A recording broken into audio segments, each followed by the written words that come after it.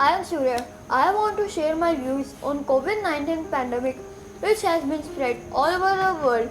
It spreads through sneezing, coughing by an infected person and touching contaminated surfaces because no vaccine is discovered yet.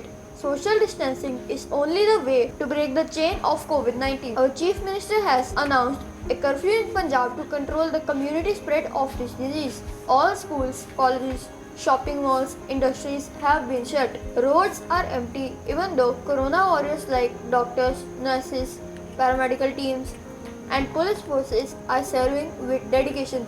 I salute them for endangering their lives to save others' lives.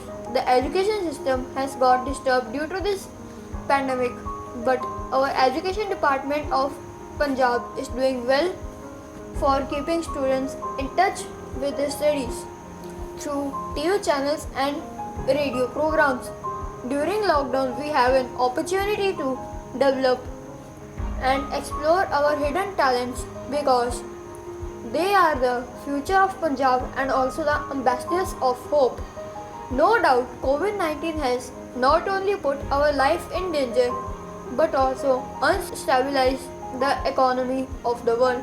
So to save their lives as well as the economy, our Prime Minister has said, Jaan bhi, Jahan bhi. In the combat of COVID-19, aircrafts are grounded, railway, tourism, industries, etc. have been affected. Major events like IPL 2020 and IFA 2020 have been postponed despite the adverse effects of COVID-19. IMF has said India's growth was estimated at 4.8% in 2019, projected to improve to 5.8% in 2020 and 6.5% in 2021, which is supposed to be a silver lining. COVID-19 pandemic is a stark reminder of dysfunctional relationship with nature. Studies show deforestation and loss of wildlife cause increase in infectious disease.